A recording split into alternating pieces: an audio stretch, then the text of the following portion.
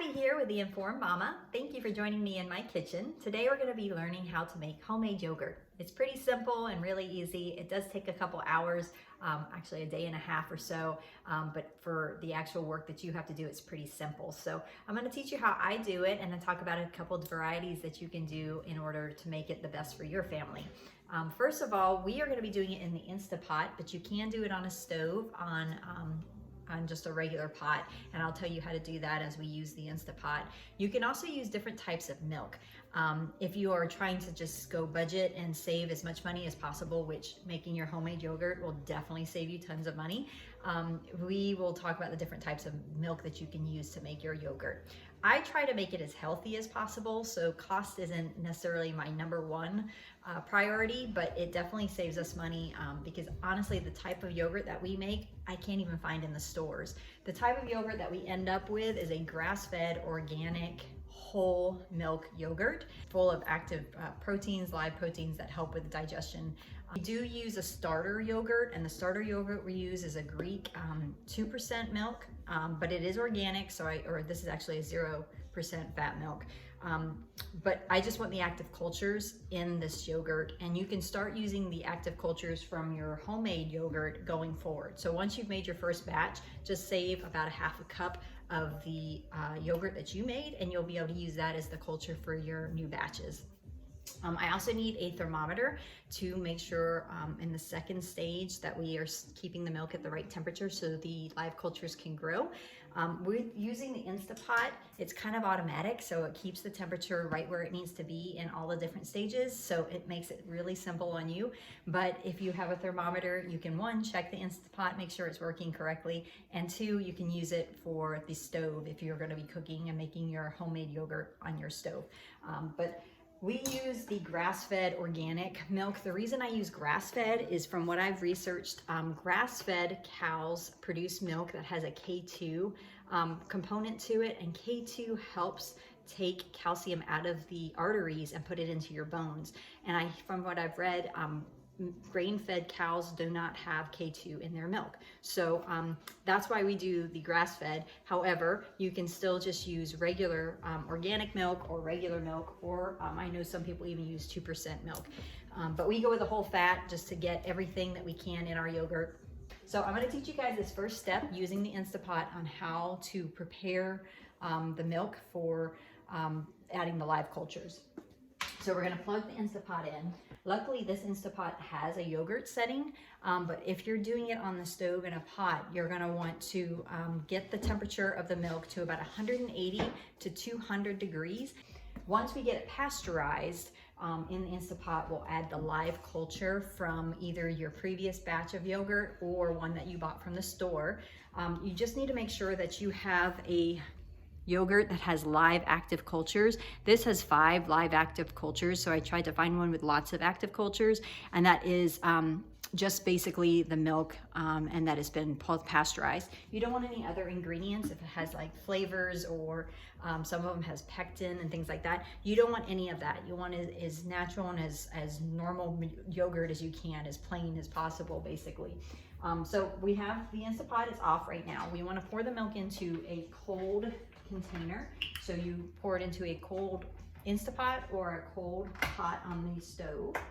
And I'm going to do a full gallon of milk, because if I'm going to do this, it's basically the same amount of work in the same amount of time, and I get double the amount of yogurt, or the most amount of yogurt that I can do, because I can put a gallon of milk in this Instapot.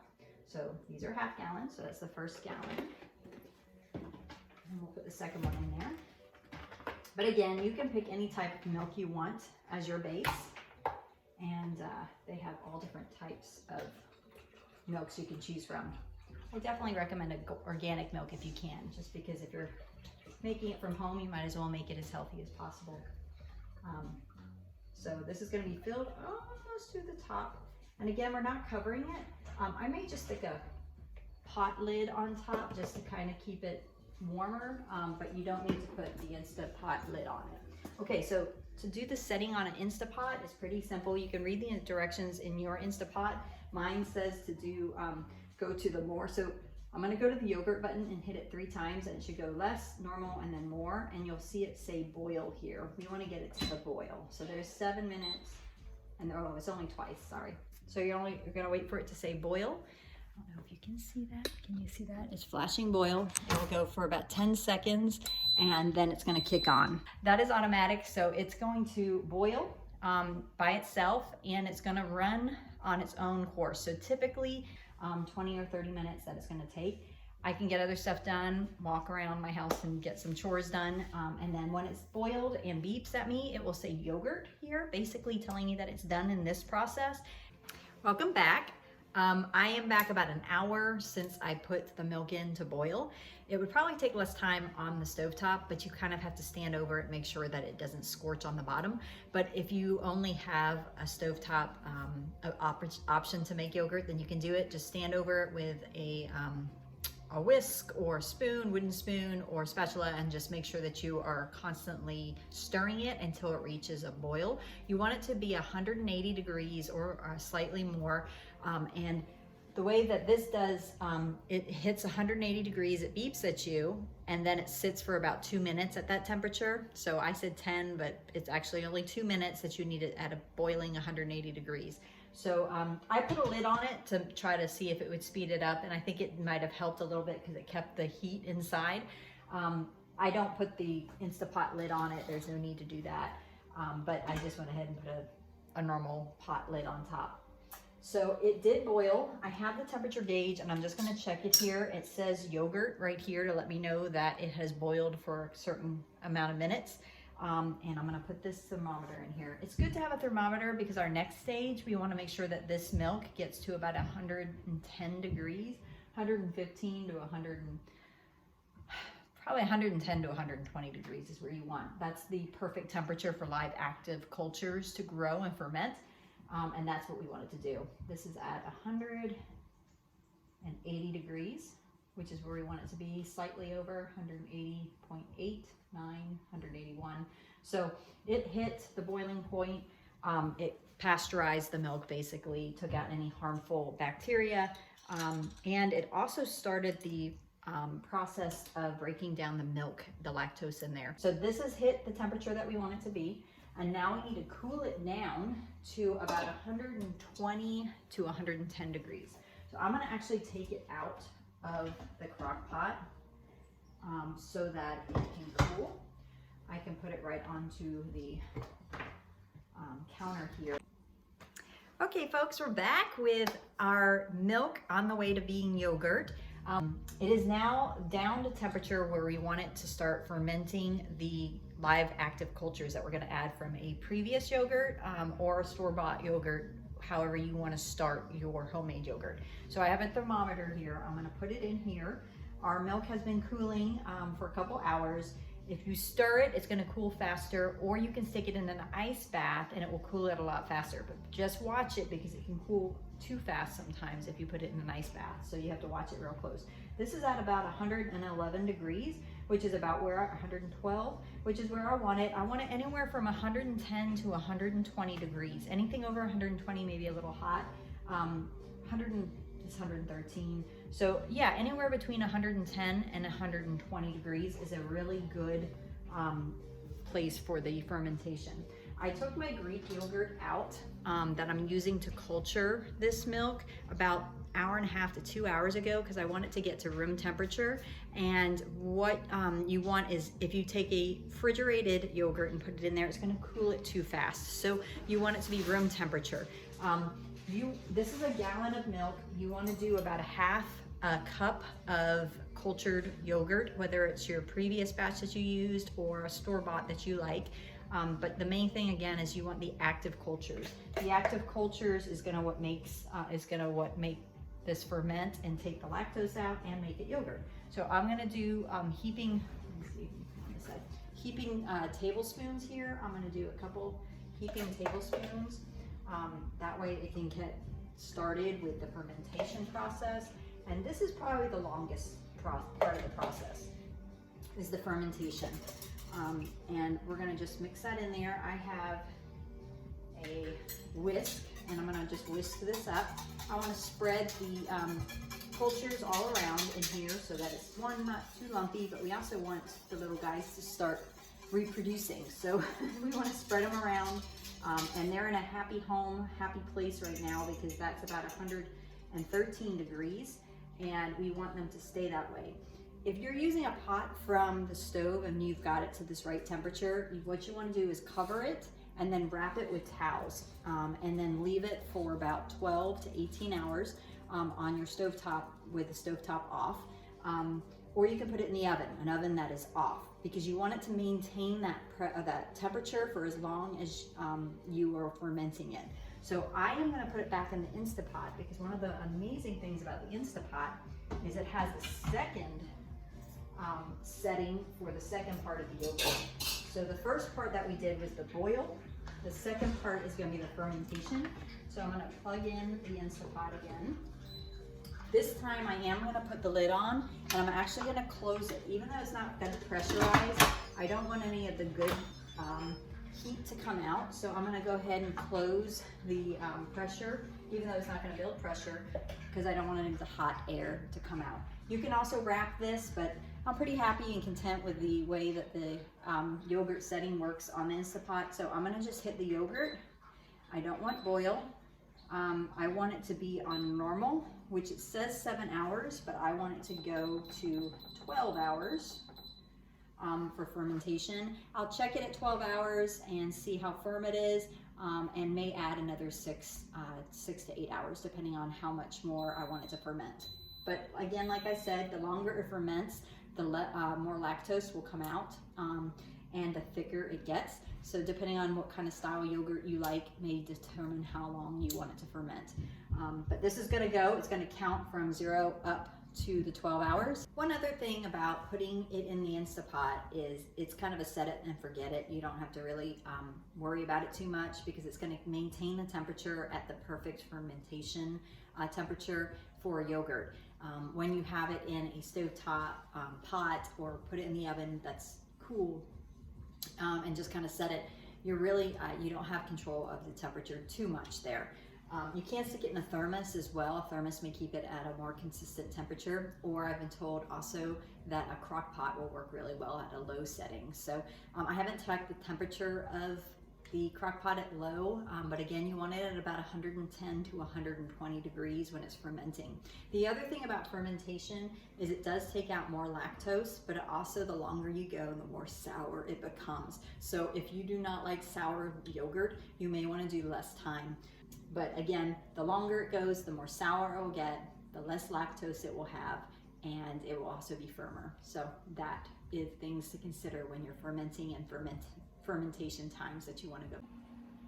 Well, hello, we're back. It is the next day and I've just woken up. So we're going to check the yogurt. It's been in there for probably about 18 hours, maybe a little more. We like it pretty lactose free, and so we let it go as long as we can with the fermenting process. So we're going to open it up, let you see what it looks like, and then we're going to do the last step that will make it Greek yogurt. So at this point, if you want to just stick it in bowls and chill it in the fridge for you to eat, you can do that and have just regular normal yogurt. We like to take it one step further and make it into Greek yogurt, which makes it a little thicker. It takes more whey out and more lactose, and so it's even more easy on the stomach. So let's go ahead and take this off. When the Instapot is done with the hours of fermenting, it will say yogurt here. There's no pressure, but you can turn the pressure off, and then that's it. That's our nice yogurt. So I'll bring you over so you can see it. It smells really good. So that is the yogurt, and it's pretty solid, so you can see that it jiggles. And I'll take my little spatula, and so that's what we get. And you can taste it right now. Like I said, it's ready to eat. It's warm, so you probably want it to cool a little more. But we're about to put it into these containers. So this is a full gallon of milk. And if it was a half a gallon, then I'd be able to just use one of my containers. But since it's a full gallon, I need to use both containers. I bought this container specifically to make Greek yogurt. It's got a really fine mesh. So you're gonna put the yogurt in here and it will drip into this pan and catch your whey that drips away. If you don't have this, that's fine. I'll put a link to this in the description. But if you don't, you can just use a colander. But what you want to do is line the colander with either a towel, or you can use like a cheesecloth, or if you don't have any of that, just use a coffee filter. And I'm going to use a couple coffee filters here and just line this like this. And I think it's going to take about five or six. You want it to go all the way up to the sides. And then what you want to do is spread it out, and then you're going to stick it in a bowl. So once you've got that set, I will show you how I do that. But see, I've got it all lined with the coffee filters, and then we'll put it in a bowl so it drips into the bowl. And I'll show you what that looks like once I've transferred the yogurt from the Instapot into the 2 containers and it starts dripping. See you in a second. Okay, we're back. I have filled the 2 containers here with the yogurt that has been fermenting for 18 hours. It is still warm from being inside the Instapot, but what I'm going to do is I've filled these to the very top, and as the liquid whey drips into the pans in the bottom, it's going to go down quite a bit. This one is our colander with our coffee filters, and then this is the official yogurt, or Greek yogurt maker. I'm going to stick both of these in the fridge so they can chill. This can go anywhere from 2 or 3 hours, depending on how much the consistency you want of your Greek yogurt, but typically it's 8 to 12 hours. So I'm going to put the lid on both of these, cover this with something, and then put it in the fridge. And we'll check back on it in about 6 to 8 hours, just so I can show you the consistency of what it looks like and how much whey has dripped in the bottom. Now you can use this whey for many other things. I can go into that a little later, but we'll see how much we get, and hopefully we'll see some nice looking Greek fluffy yogurt. Okay, we're at the very end of making yogurt, but we have taken a gallon of the grass-fed organic whole milk and made grass-fed organic whole yogurt, and now it's become Greek yogurt in this last stage. We're gonna have a total of about 3 quarts of the yogurt when we're finished, and that's from a gallon of the milk. And we have a whole bunch of this whey, which was dripped out through these strainers. So this is a specific Greek yogurt maker. It has a very fine grit as far as, or a fine filter here for the dripping whey to come through. And we've let it sit in this for about 10 hours. I could go 12 hours, but I think it's at the texture that we like. So this is the whey that was left over. We also used the colander with the coffee filters, and that produced even more whey. So we're going to use this whey, and we can continue to use this.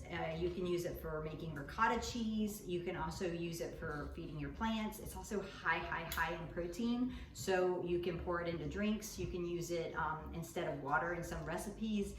So it's just a really great byproduct that you can use in other ways. People use them in smoothies, and whichever ways you want to just add protein to an item. But I'm gonna have Jody come in and taste it, and so he can tell us what he thinks and compare it to some of his other yogurts that he has. So we'll let him try it and see what he thinks. It hasn't been sweetened and nothing else has been added to it. It's very thick, so it's a true Greek yogurt. Perfect texture. Okay. I love it. Awesome. It will need, for me, the stevia, of course, but I love it. Better than store-bought. Awesome. Better than store-bought. And like I said, it's very hard to find organic whole milk Greek yogurt. I have yet to find it. I want to find it so I can find out the cost, because I know this is going to be cheaper.